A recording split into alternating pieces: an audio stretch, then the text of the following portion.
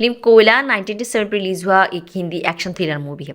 इस मूवी की कहानी ऐसी है कि एक वफादार नौकर जो गूंगा है, वो अपने अत्याचारी मालिक जिसकी लालसा की शिकार है एक लड़की, उसकी मदद करती है और उस लड़की को बचाते हुए उसकी जीवन के सामने उसकी सच्चाई भी आती है। और चलिए जान लेते इस मूवी की क्या स्टोरी था।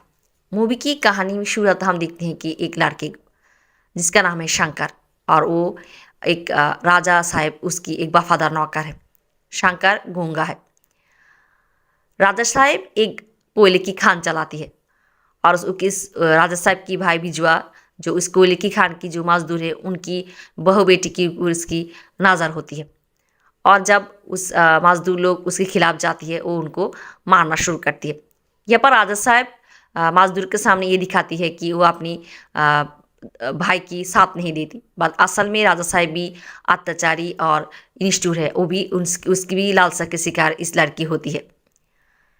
यहाँ पर हम देखते हैं कि राजा साहब के पास एक फ़ोन कॉल आती है कि उनकी दोस्त जो डीआईजी है उसकी बेटी की शादी होती है और राजा साहब अपने साथ अपनी बेट को लेकर उस गांव में जाती है। उस गांव के रास्ते पे उनके साथ देखा होती है गौरी की। गौरी जिसकी पिता माता मार चुकी है, वो अपनी मामा मामी के साथ रहती है और उसकी इसकी भाई दुबई रहती है। और शादी में भी राजा साहब के साथ गौरी की देखा होती है। गौरी अपनी मामा मामी के साथ आती है। राजा साहब गौरी की देख कर उसे देखकर पागल हो जाती है, उसे शादी करना चाहती है और राजा साहब अपनी बेद को पाठाती है गौरी के पास और उसके हाथ शंकर की फ़ोटो भेजती है और गौरी शंकर की फ़ोटो देखकर शादी के लिए राज़ी हो जाती है। शादी के दिन गौरी शंकर को देख लेती है और उसकी राजा साहब की सच्चाई उसके सामने चली आती है। वो बेहोश हो जाती है और यहाँ पर राजा साहब पंडित को डराकर गौरी से शादी कर लेती है। शादी की रात ही गौरी मार जाना चाहती है, पर राजा साहब ये होने नहीं देती। गौरी मुँह को दिखाई भी नहीं चाहती और शंकर उसे देख लेती है। यहाँ पर गौरी राजा साहब की हवेली से भाग जाना चाहती है, भाग नहीं पाती। और ये सारी बात हम देखते हैं कि शंकर और बेद जी की बेटा महेश देखती है। शंकर और महेश इस बात पे बातें कर रही होती है। शंकर महेश से कहती है कि महेश अपने पिता बेद जी से ये जाने असल में कहानी क्या है। और महेश अपने पिता को भांग पिलाकर उनसे ये जान पाती है कि राजा साहब गौरी को धोखे से शादी किया है। महेश और शंकर जब इस बात पे बातें कर रही होती है, यहाँ पर वो लोग देखती है कि गौरी खुद की जान ले रही होती है। शंकर जाकर उसे बचाती है गौरी को। यहाँ पर गौरी शंकर की कहती है कि क्यों शंकर उसे बचाया है, क्योंकि शंकर अपनी मालिक के साथ मिलकर उसे धोखा दिया है, उसकी जीवन को ख़राब किया है, क्योंकि शंकर की फ़ोटो उसके पास भेजा गया था। यहाँ पर शंकर कुछ नहीं कह पाती और महेश आकर गौरी से कहती है कि शंकर गूंगा है, वो कुछ नहीं कह पाएगी। और वो भी महेश ये भी कहती है कि शंकर राजा साहब की षड्यंत्र में उसके साथ नहीं दिया था। और ये सुनने के बाद गौरी को बुरा लगती है। यहाँ पर राजा साहब की जो राखेल है बिंदिया, उसको राजा साहब की भाई बिजुआ बलात्कार करना चाहता है और यहाँ पर शंकर जाकर उसे बचाती है। जब राजा साहब चली आती है, बिजुआ राजा साहब को ये कहती है कि बिंदिया के साथ शंकर की रिश्ता है और यहाँ पर राजा साहब शंकर को मारना शुरू करती है। बिंदिया आकर उसे बचाना चाहती और राजा साहब बिंदिया को भी मारती है और उसे एक कोठे पे दे आती है। ये सारी बात गौरी देखती है। वो आकर शंकर से मिलती है। ऐसे ही शंकर और गौरी दोनों अपनी दुखी शादी हो जाती है। गौरी की भाई अशोक दुबई से आती है और वो जान पाती है कि गौरी की शादी हो गई। वो गौरी से मिलने आती है। यहाँ पर गौरी राजा साहब से कहने से अपने भाई के सामने ये दिखाती है कि वो बहुत खुश है, नहीं तो राजा साहब उसकी भाई को मार देगी। उसकी भाई उसके साथ देखा करने के बाद चली जाती है, पर रास्ते पे शंकर अशोक को ये बता देती है कि वो लोग धोखा कर गौरी से शादी किया है और अशोक अपनी बहन गौरी को बचाने के लिए आती है, बट वो लोग राजा साहब और बिजुआ मिलकर अशोक को मार देती है। यहाँ पर शंकर उसे बचाना चाहती है, बचा नहीं पाती। मारने से पहले अशोक शंकर को ये कह जाती है कि गौरी को बचाने के लिए। यहाँ पर शंकर गौरी को लेकर राजा साहब की हवेली से भाग जाती है और वो लोग राजा साहब और बिजुआ से बचने के लिए एक झरने में कूद जाती है। पर राजा साहब को यकीन होती है कि शंकर गौरी को बचा लिया है। और झरने के पास एक जंगल होती है और राजा साहब अपने आदमियों को लेकर जंगल में गौरी और शंकर को ढूंढती रहती है। यहाँ पर शंकर राजा साहब के आदमियों को मारती रहती है और गौरी को लेकर भागती रहती है। ऐसे ही दोनों शंकर राजा साहब के आदमियों से बचती रहती है और शंकर और गौरी में प्यार हो जाती है। राजा साहब जब शंकर को और गौरी को नहीं पाते, वो तय करती है कि चली जाएगी। असल में ये राजा साहब की एक प्लान होती है। वो लोग चले जाने के बाद गौरी और शंकर खुश होती है, बट कुछ समय के बाद वो लोग फिर चली आती है, आकर उन लोगों के ऊपर गोली करना शुरू करती है और गौरी को गोली लगती है हाथ पे। ऐसे हम देखते हैं कि राजा साहब के आदमी शंकर को बहुत मारती है और राजा साहब शंकर की गला को काट देती है और उसे धक्के मारकर पहाड़ से गिरा देती है और गौरी बेहोश हो जाती है और गौरी को उस कोठे पे दे आती है जिस कोठे पे बिंदिया को दिया आया था।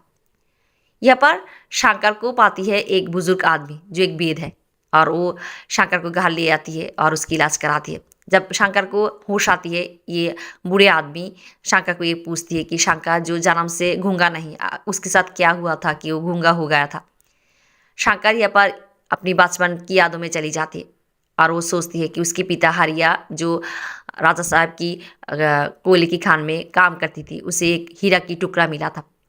और यहाँ पर वो लोग बहुत उसकी पिता माता बहुत खुश थी और दो गुंडे आकर उसकी पिता माता को मार देती है और हीरे के टुकड़े को ले जाती है। शंकर ये सब कुछ देख लेती है और किसी एक आकर पीछे से शंकर की मुंह पे जला हुआ कोयला दे देती है और ऐसे ही शंकर भी बोलने की शक्ति खो देती है। राजा साहब उसके साथ देती है, पुलिस उस दोनों गुंडे को मार देती है। ऐसी कहानी होती है। उधर हम देखते हैं कि बिंदिया गौरी को ये कहती है कि राजा साहब शंकर को मार दिया है, बट गौरी इस बात को मानने के लिए तैयार नहीं होती। राजा साहब के पास मिलने उसकी दो आदमी आती है विदेश से और यहाँ पर हम इस दोनों को देख पाते हैं, दिलवार और रणबीर, जो शंकर की माँ बाप को मारा था।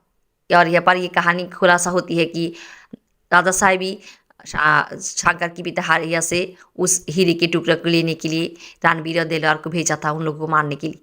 और वो शंकर के सामने पुलिस को पैसा खा कर ये दिखाती है कि दिलवार और रणबीर को मार दिया है पुलिस, और असल में वो राजा साहब इन दोनों को विदेश भेज देती है।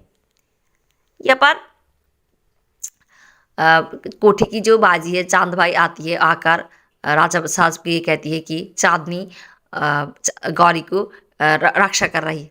यहाँ पर बिजुआ जाकर चांदनी को मार देती है और गौरी को सारे आम लोगों के सामने नीलाम करती है। यहाँ पर रणबीर और दिलवार आकर गौरी को खरीद लेती है और इसी नीलामी में शंकर चली आती है। शंकर आकर उस दो आदमी को देखती है और गौरी को भी, और वो उसकी अपनी पिता माता की हत्यारी के बारे में याद आती है। इधर ये दोनों गौरी को लेकर चली जाती है। शंकर उनके पीछे जाती है, उसके साथ बिजुआ की फाइटिंग शुरू हो जाती है, वो बिजुआ को मार देती है। यहाँ पर हम देखते हैं कि गौरी भी इन दोनों रणबीर और दिलवार इन दोनों की चुंगलों से छूटकर चली आती है और उसके साथ शंकर की दिखा होती है। और यहाँ पर शंकर रणबीर को मार देती है। मरने से पहले वो रणबीर से जान पाती है कि उसकी मुंह के भीतर राजा साहब ही काला दिया था। और हम देखते हैं कि शंकर और गौरी बातें करती है और यहाँ पर शंकर गौरी को सब कुछ बताती है उसके साथ क्या क्या हुआ था। गौरी शंकर को ये कहती है कि वो लोग यहाँ से दूर चली जाएगा, बट शंकर गौरी से कहती है कि वो अपने माता पिता और उनके साथ जो भी राजा साहब किया है इन बातों की प्रतिशोध लेगी, राजा साहब को मार देगी। और हम देखते हैं कि वो राजा साहब के पास रणबीर की डेड बॉडी भेजती है और एक कैसेट भी, और उस कैसेट में वो राजा साहब को ये बोलती है कि वो राजा साहब उससे आकर कोयले की खान में मिले।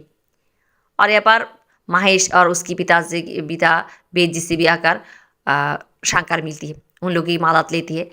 और यहाँ पर हम देखते हैं कि वो दिलवार को भी मार देती है। राजा साहब जब कोयले की खान पे आती है, यहाँ पर शंकर माइक पे कोयले की खान की जो मजदूर उन लोगों को राजा साहब की जो काली करतूत है सब कुछ बता देती है। और यहाँ पर महेश और वेद जी भी उसके साथ देती है।